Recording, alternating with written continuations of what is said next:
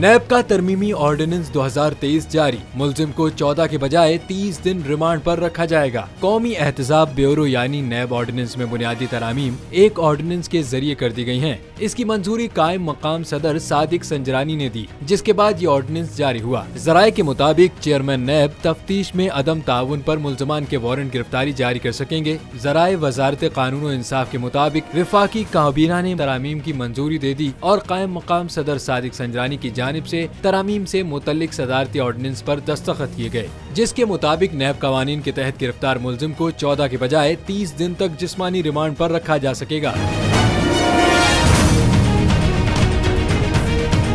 वाज़ेह है कि सदर मुमलिकत आरिफ अलवी इन दिनों बैरून मुल्क हैं और उनकी जगह चेयरमैन सेनेट सादिक संजरानी कायम मकाम सदर हैं। तरमीमी ऑर्डिनेंस के जरिए PDM हुकूमत ने नैब कवानीन में मुतारिफ कराई गई अपनी ही कुछ तरामीम वापस की हैं। नैब तरमीमी ऑर्डिनेंस जारी होने पर पाकिस्तान तहरीक इंसाफ PTI के रहनुमा फर्रुख हबीब ने तबसरा करते हुए कहा कि नैब ऑर्डिनेंस में तरमीम करके चेयरमैन नैब को चेयरमैन PTI को गिरफ्तार करने का इख्तियार दे दिया है।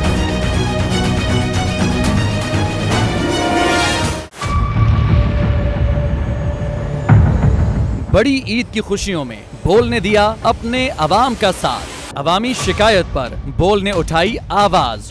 उधर पेशावर में आलाइशों को ठिकाने लगाने के लिए WSSP का खुसूसी ऑपरेशन शुरू हो गया है, जिसमें 3259 एहलकारों समेत 683 गाड़ियां हिस्सा ले रही हैं। बोल की खबर पर इदारों ने भी कसली कमर, लिया एक्शन। लाहौर में मुख्तलिफ मकामात पर आलाइशें जो है वो हमें सड़कों पर दिखाई दे रही थी, लेकिन उसके बाद जो LWMC है उनका अमला जो है वो उसके बाद फील्ड में निकला और उसके बाद आलाइशों को हटाने का सिलसिला जो है वो शुरू कर दिया गया, क्योंकि बोल है पाकिस्तान का नंबर 1 न्यूज चैनल।